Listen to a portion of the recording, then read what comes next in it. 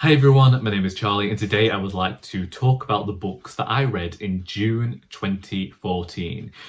Now, over the last few months I have been going through my reading journal and discussing the books that I read a decade ago to see whether I can remember any of them and to see whether any of them have remained firm favourites.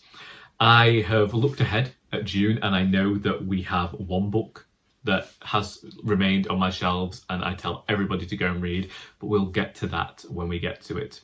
Why am I wearing a hat indoors? Quite honestly, I was just too lazy to do my hair today.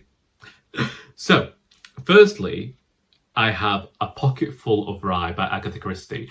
I don't know whether this was the year that I was reading all of the Miss Marple that I'd found at the works, but A Pocketful of Rye is one of those that I had got as a radio play and used to listen to on cassette. And I have to say that in terms of A Pocketful of Rye, I much preferred the adaptation than I did the actual novel. And I think that just came from the fact that I had listened to the play so many times at that point that when I read the novel, I ended up feeling like I knew everything that was going to happen. The way that Christie writes oftentimes is very dialogue heavy, and because of that it lent itself well to being recorded for the radio, but that meant that when it came to actually reading the darn thing, it felt like I'd already listened to the audio version, which wasn't the case. It was just a very good radio play, and I still recommend the June Whitfield radio plays if you're looking to get into that sort of genre of writing, or honestly if you just want to listen to some Christie, they're fantastic. Then we have Perseus and Medusa and Jason and the Golden Fleece. These were both educational graphic novels that I got from the library. I wanted to get back into graphic novels and I saw these and I believed that they were going to be something different. I also had very much enjoyed Greek myths when I was younger, and so I got these two, yet they didn't teach me anything I didn't already know about those myths. Then we have The Rabbi's Cat by Joann Sfar. This graphic novel is perhaps my favourite graphic novel of all time. A cat gains the ability to speak, and the first thing that he does is tell lies. And we follow his adventures or misadventures with his rabbi owner and daughter as they traverse through life. And it has so many philosophical questions about religion and life, what it means to lie, how oftentimes we might lie to protect other people, and also it's pretty darn funny. I very much enjoyed this graphic novel, and it set me on a quest then to read more by Joann Sfar. I have read most of what has been translated into English by this artist slash graphic novelist. The only things that I haven't read are the Dungeon series, which I believe inspired Adventure Time. I read the first one of them, but never got any further. But The Rabbi's Cat just was fantastic. I always look back on it fondly. I've never reread it, but I can just remember being utterly amazed and dumbfounded by what a graphic novel could do. Then we have Rapunzel's Revenge. Unfortunately, I have no recollection of this graphic novel at all. Then we have the 450 from Paddington by Agatha Christie. This is one of my favourites as an adaptation and as a novel. I very much like Miss Marple, and 450 from Paddington is one of the staple Marple stories. I enjoy the adaptations. I enjoy the weird way that Margaret Rutherford had this one adapted. I enjoy the June Whitfield adaptation. This is one of those stories that I'm particularly fond of. So yes, still on my shelves, still enjoyable. From there we have, I've realised I have quite a few Christies then. So then we have The Mirror Cracked from Side to Side. I liked it. It's not my favourite Miss Marple.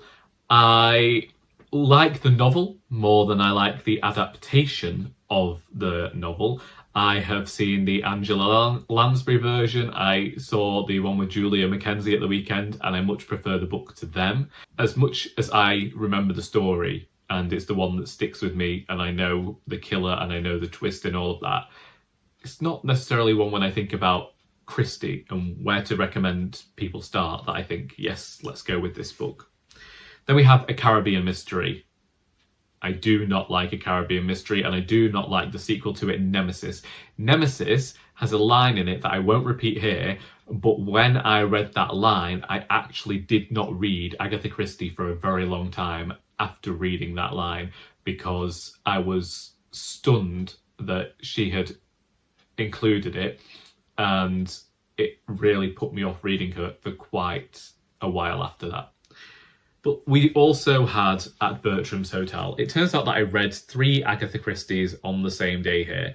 I read The Mirror Cracked, A Caribbean Mystery, and At Bertram's Hotel on the 15th of June 2014. So, yeah, exactly 10 years ago. And, no. Well, it's not that I'm not a fan. I don't think that's the best way to read Christie at all. At Bertram's Hotel is still a story of Agatha Christie's that I love. It shouldn't really be called a mystery at all. Not much mystery happens. Murder happens, yes, but it's so late into the book. I would have much preferred if we just had Miss Marple going to Bertram's Hotel again. Once again, the radio play does it fantastically, but it is my favourite Marple story. It's the one I have the nostalgia for from watching it with my grandmother when I was younger. I have the nostalgia for the June Whitfield play. I love the Geraldine McHugh version of it. This is one where the story for me just can't be done incorrectly. There's something about the grandeur of it. It's utterly nonsensical and just really not the best, but it's my favourite. And then we have Severed Heads, Broken Hearts, which I know also got published with a different title. I don't remember whether it was republished before or after this. It had a different title in America as well. It was a YA contemporary that I don't remember well, but I do know that I read it and I donated it to a charity shop. And that's me. Them's the books that I read 10 years ago. Clearly, we had 2 favourites in June 2014, and all of the Agatha Christie's are still on my shelves because Miss Marple is one that, although I think about replacing my collection with the covers that I like, I still have those books there. Probably, I read At Bertram's Hotel again a few years ago. This was the first time I was actually reading Agatha Christie. It was one of those things where I knew that I wanted to write a crime novel one day. I just didn't know how to do it yet. I can see that in July I continued to read graphic novels. So when I'm talking about a decade ago in July, we've got a few graphic novels, some of which remained on my shelves and some of which I continued to call favourites.